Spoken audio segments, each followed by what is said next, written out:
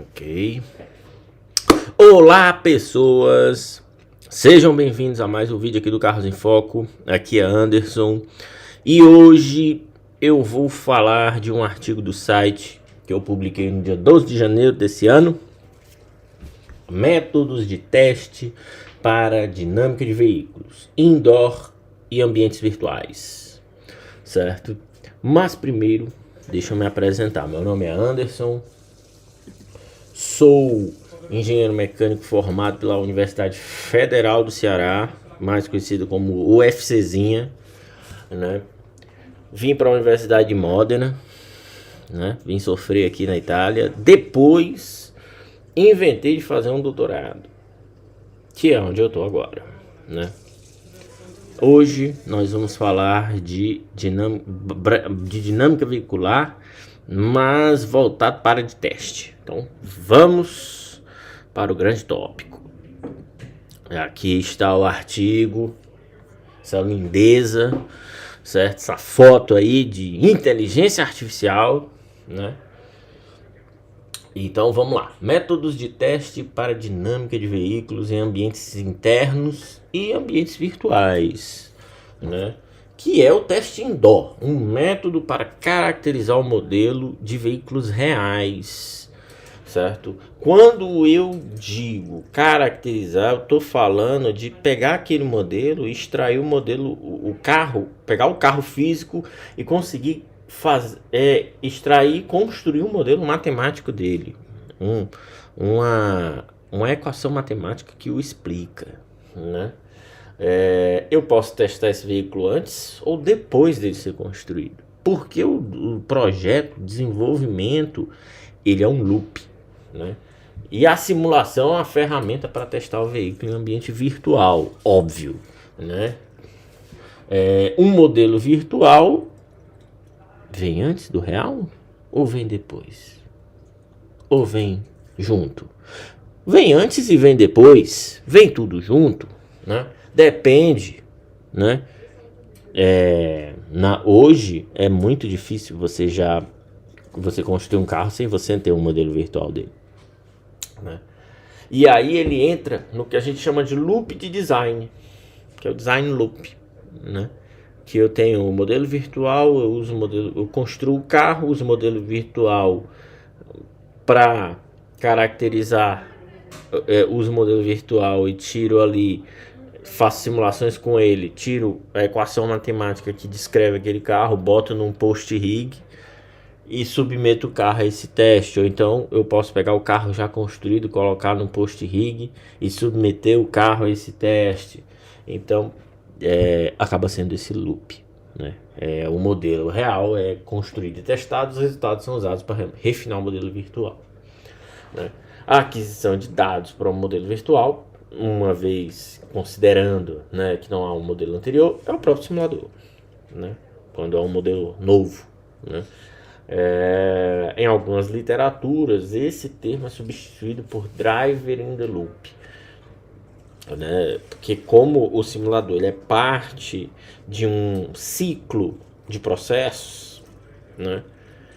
Ele é chamado de driver in the loop. É como se você colocasse o motorista ou o piloto, tanto faz, nesse ciclo de processos, né? O procedimento para obter os dados, aqui está recuperado, mas obter os dados de um novo modelo virtual consiste em uma certa quantidade de simulações e suas saídas, né? Que são os dados, né? Tudo certo, né? Estes podem ser o torque no eixo de transmissão, as cargas na suspensão, as forças no pneu e uma tal de carga da haste de pressão, porque eu tenho uma grande habilidade de escrever coisas que às vezes eu também não entendo, né? E tá em inglês, né? Depois eu dou uma olhada disso aqui, né?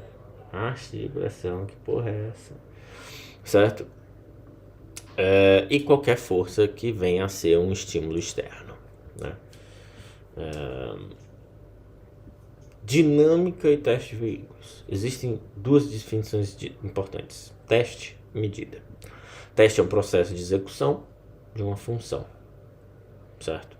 Medição é um processo quantitativo. verificação desses resultados.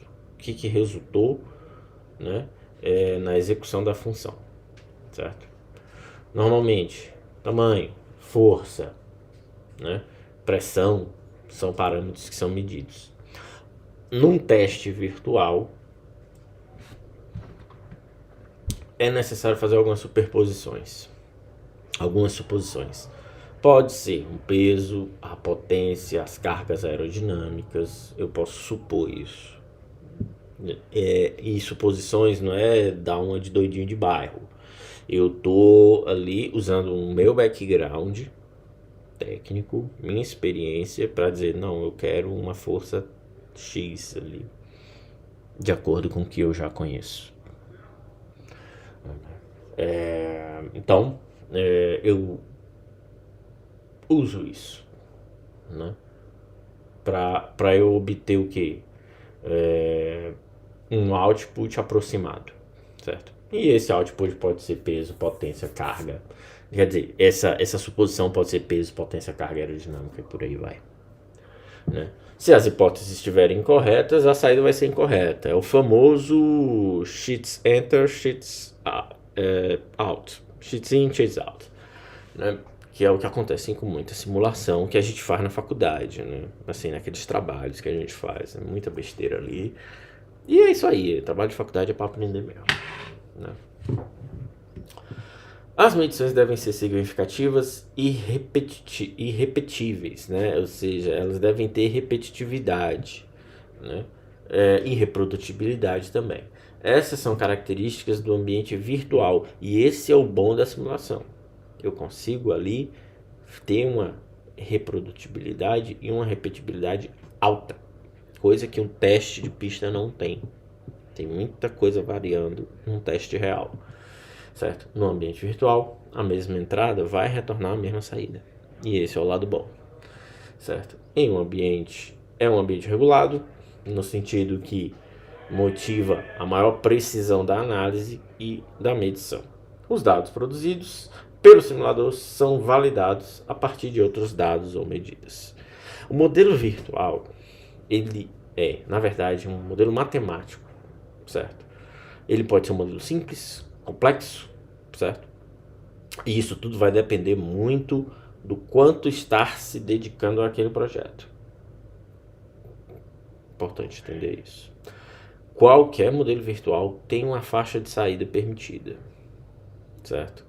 Quanto mais estreito o intervalo, maior a precisão da saída, mas maior a complexidade do modelo. Então já dá para a gente ver aí que existe um trade-off: complexo, simples, né?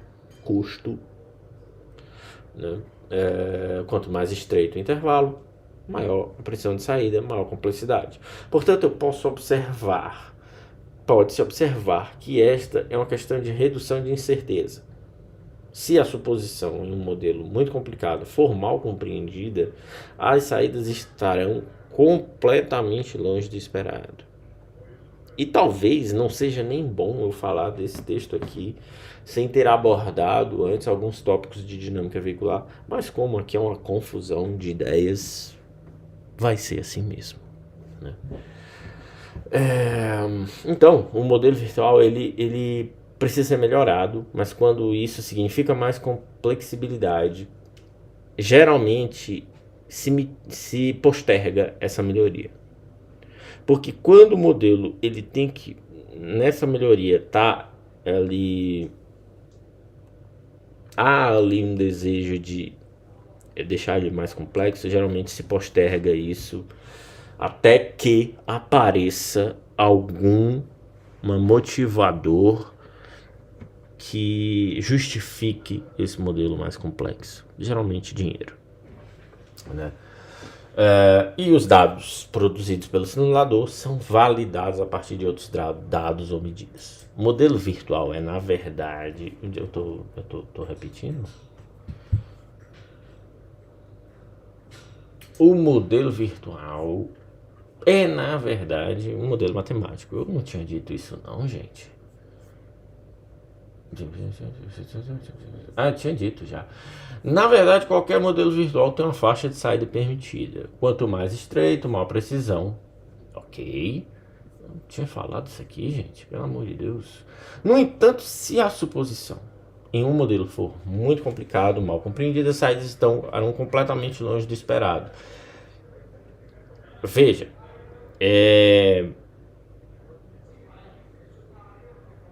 entra a experiência de você citar, de você usar, porque em algum momento, quando você está lidando com modelos de dinâmica veicular e você precisa fazer uma iteração, que eu espero uma carga, vai entrar muito da experiência de quem está usando, de quem está fazendo isso. E aí, se eu coloco uma carga que, pô, eu chutei errado, eu coloquei de uma situação muito atípica, de uma situação muito peculiar, que aquele automóvel não será exigido ou pouco será exigido, eu posso ter no fundo resultados que não é bem o que eu quero, certo? Então é isso. Aí outro ponto, teste de pista, certo? Por que teste de pista é sempre muito complicado? Teste de pista é complicado porque tem muita variável e não dá para controlar ela. Vento, densidade, temperatura, sol, chuva, né? Vento para um lado para o outro. Além de ter o vento, tem para onde ele está indo, qual é a velocidade desse vento, né? E ainda tem o motorista, ainda tem um piloto, né? Você não sabe se ele levou chifre, se ele tem coisa para pagar, né? Ele caiu na malha fina do imposto de renda, né? No teste virtual a situação é o oposto. Por quê? Porque eu boto lá a mesma entrada, vai sair a mesma saída. Eu consigo ter um controle do ambiente, do environment. Ah, mas está simulando uma pista. Mas eu consigo ter o controle de tudo ali. Certo? Então a população do modelo virtual considera a quantidade de dados de entradas para diferentes cenários, que podem ser uma pista de corrida,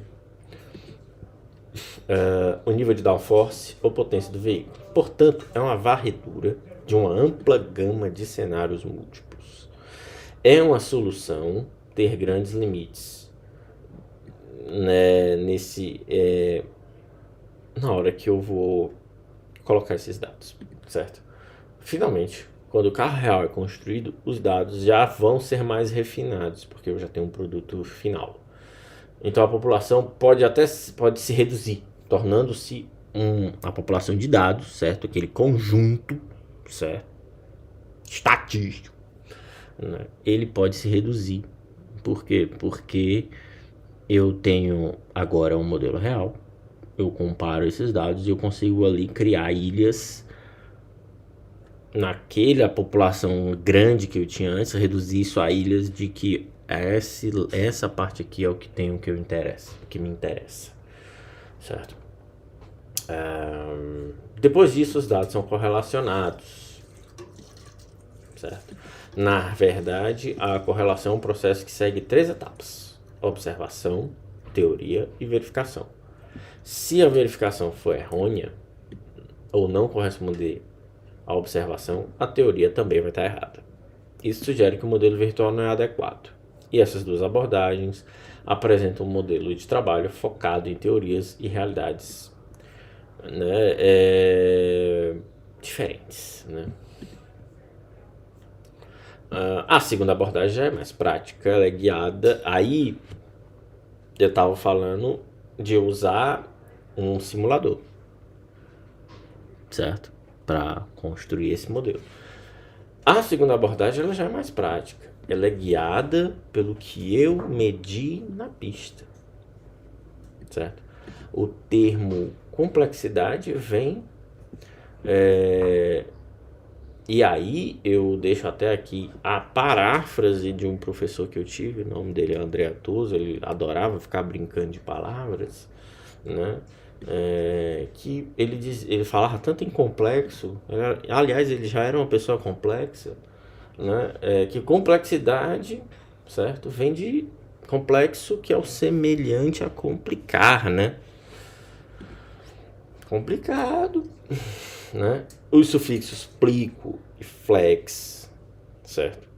O primeiro é latino, significa fragmentado, né? Plico, flex, tecido, certo? Correlação, correlacionado, certo? Com outras variáveis. Então, o modelo virtual de um automóvel, ele é para ser complexo, não complicado, certo? Complexo que está entrelaçado com muitas variáveis, ele não, certo? Essa é a diferença entre o complexo e o complicado, certo? O complexo ele está entrelaçado com muitas variáveis, isso é de fato normal. Todo modelo de dinâmica veicular ele é complexo. A cadeira de dinâmica veicular ela é complexa, né? Até para aprender aquilo ali é complexo, certo? Mas no geral, e isso é uma coisa muito interessante na engenharia, é que a gente sempre busca simplificar, certo? Soluções complicadas de projeto nunca são muito boas na prática, sabe? Porque eu acho que porque a vida real já é bem complicada, né? Então, se você bota uma solução extremamente complexa e complicada, aí fica difícil trabalhar.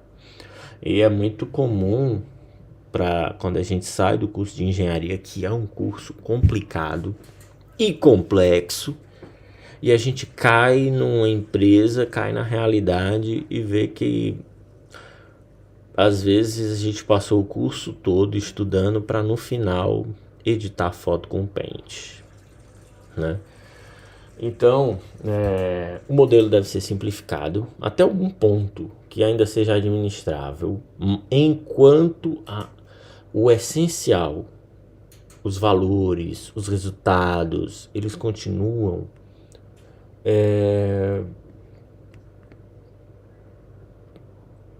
fazendo sentido, sabe? Eles continuam ali respeitando o que é aquele problema, certo? Então, o modelo ele captura a essência do automóvel, captura a essência do problema. Se isso não for identificado, o modelo virtual deve ser refinado ou há informações ausentes. Método com ressalvas, certo? De novo, o meu professor gostava muito de palavras, né? Então ele dizia que método vem do latim meta mais odus, certo? Meta significa uma intuição, enquanto odus, estrada, certo? Meta mais odus é um guia para uma estrada, um processo passo a passo, um processo iterativo, e eu acho que essa palavra é a palavra mais importante, de prosseguir ou executar algo sistematicamente. O método é baseado em hipóteses, medições, no modelo matemático, que é o cerne desse artigo, né? Esta é basicamente a segunda abordagem descrita, que foi descrita anteriormente, né? Onde eu tenho a teoria, a hipótese, uma suposição justifica o fato, mas não é comprovada, e as medições vão lá para verificar a realidade e se comprova a suposição. É a parte prática do trabalho, certo? Um modelo virtual ou matemático, de novo, o carro é reduzido a equações, né? Power Spectrum Density, né? É a teoria inicial refinada pelas informações vistas no ambiente real. Suposição e hipótese são dois conceitos diferentes. Primeiro, baseado em crenças, princípios, ideias. A hipótese pode ser prevista, refinada, contribuída, alterada. Portanto, é apoiada por um raciocínio e medições. A suposição é imensurável. Suposição é imensurável e não requer verificação, certo? A hipótese precisa ser validada ou rejeitada. Portanto, um método significa que sempre há uma ideia dos resultados esperados, correlações cruzadas com correlações cruzadas com outras atividades devem ser feitas, certo? A atividade, os resultados devem ser controlados, os resultados inesperados devem ser investigados e o processo revisado, mesmo que estejam corretos, e ajuste as expectativas, certo? Ou seja, eu tenho uma ideia dos resultados esperados, certo? Mas eu ainda checo, né? E eu lembro na época que eu tava vendo essa cadeira, que mesmo se o resultado saiu muito certo, aí é que você desconfia. Né? Aí é que você desconfia, certo? Então, por isso que há toda essa checagem, mesmo os resultados corretos, certo? Eu reviso o processo, reviso a equação que eu consegui ali de um rig ou de uma simulação. Basicamente é isso. Objetivos do teste, certo? Último tópico. Um ciclo de design típico no campo do automobilismo é composto pelos ambientes virtual e real, certo? E eles são complementares. O problema é por que o ambiente real, o virtual hoje ganhou tanta atenção? Porque o teste de pista ele é muito caro, certo? E então se criou esse loop de você fazer o modelo, simular, usar esses resultados para alimentar o processo de desenvolvimento do produto. O produto final você testa e você usa isso para retroalimentar as simulações. Então você fica nesse ciclo, certo? As decisões iniciais de um projeto, certo, podem não custar ou podem ser mais do que o esperado, certo? E aí é uma coisa importante. Aparentemente essas decisões não custam muito. No entanto, elas podem custar o projeto inteiro. Por quê? O departamento envolvido segue a meta e se torna cada vez mais restrito. O que eu quero dizer com isso aqui? A decisão que eu tomei lá atrás, por isso que ele fala ali em rever, metas revistas, revisão. Se ela é rígida ao longo do processo e é identificado algo no final que não saiu bem, um comportamento do veículo que não deu bom, esse tipo de coisa, é difícil você voltar e corrigir, certo? Então as decisões iniciais, elas são as mais caras, porque elas determinam o norte do processo de desenvolvimento, certo? Que é a razão pela qual o teste virtual é realizado logo no início. O custo dos defeitos aumenta muito à medida que o processo vai amadurecendo, que o produto vai amadurecendo em termos de concepção. O dinheiro é gasto quando as peças são feitas, protótipo, né, e testadas. Para esses custos, o teste é uma tarefa constante no design, pois ajuda a encontrar os problemas antes do usuário final, melhorando segurança, durabilidade, conforto, NVH, que é Noise Vibration Harshness, para homologar e acessar a qualidade de construção do veículo antes de liberar os carros para as equipes, para a venda, para o dealer e por aí vai. Então,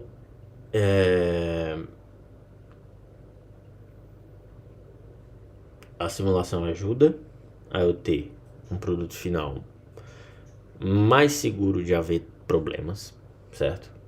Mas um teste físico no fim é uma forma de eu validar isso e também retroalimentar o processo de desenvolvimento, porque o desenvolvimento continua até uma certa parte. E aí entra uma coisa cara, que é o protótipo, né? Os ciclos de um protótipo durante o processo de design tem um objetivo evidente: identificar problemas e redesenhar peças. Não é possível testar tudo. Então é importante a gente focar nos sistemas de maior risco. Freios, motor, por exemplo.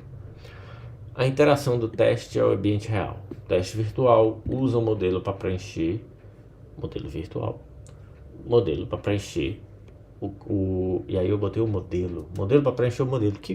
Olha que coisa maravilhosa esse texto. Isso aqui, cara, isso é uma poesia para os meus ouvidos, né? Então eu crio um modelo virtual, certo? E eu vou usar esse modelo em diferentes cenários, criando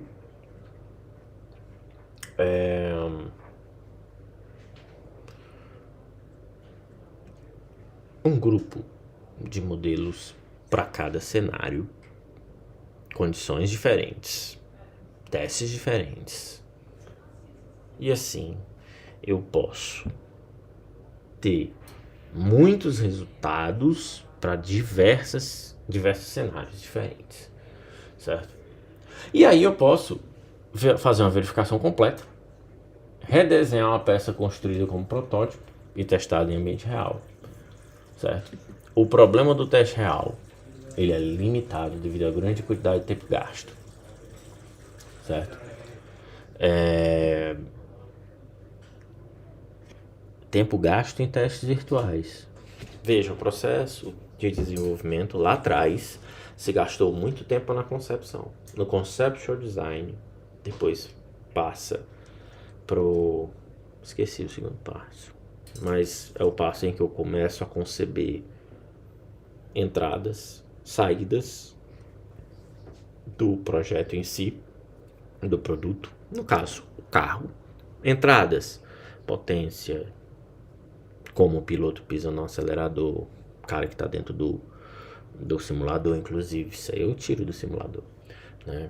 Aí saídas, força nos pneus, né? Torque nos eixos, esse tipo de coisa, certo? Eu uso isso.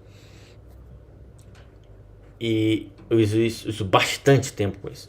E ele reduz o tempo de desenvolvimento. Na verdade, eu uso bastante isso no desenvolvimento, no começo. E no fim eu tenho pouco tempo para o teste real.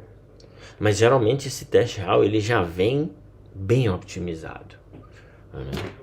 Então, se lá atrás a hipótese estabelecida foi confirmada, certo? Significa que o modelo virtual ele vai ser validado pelo modelo real, certo? Aí depende também do simulador que se usa, porque eu preciso de um modelo virtual que represente bem a realidade. E assim, quando a gente fala de simulador, não é iRacing, não, certo? Não é tu gastando o valor de um Celta, o valor de um Golf no simulador da tua casa, não. Não é isso não, isso é brinquedo, certo? Isso aí é golpinho da classe média, a classe média gastar dinheiro, isso é brinquedo. Estamos falando de simulador que é do tamanho de um apartamento, que é do tamanho de uma casa duplex, certo? É disso que eu tô falando, certo? Que até o cheiro dentro parece o cheiro do carro, tá? É isso que é simulador. Isso que tu tá aí gastando é brinquedo, tá? Brinquedo. Brinquedo é o carro de corrida reborn, né? Então o teste virtual ele é usado para reduzir o tempo de desenvolvimento, eu ter respostas rápidas, e aí essas respostas podem ser usadas para eu tomar decisões importantes do projeto, certo? Reduzir o tempo de marketing, certo? Reduzir problemas com possíveis problemas com os futuros protótipos físicos, certo? E evitar gastos como é que eu posso dizer?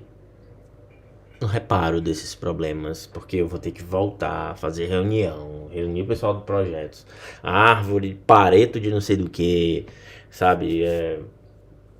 Seis sigma lá das quantas para decidir a nova solução, né?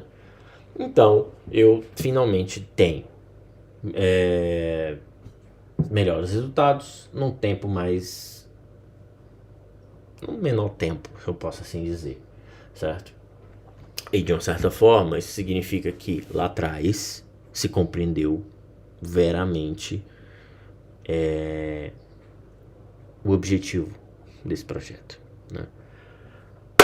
E é isso. Isso é a base de simulações e testes internos, certo? Um post-rig com um ambiente virtual de testes, certo?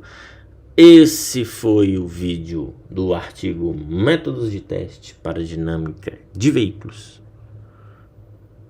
e ambientes externos, ambientes de teste internos e virtuais. E eu vejo vocês no próximo vídeo.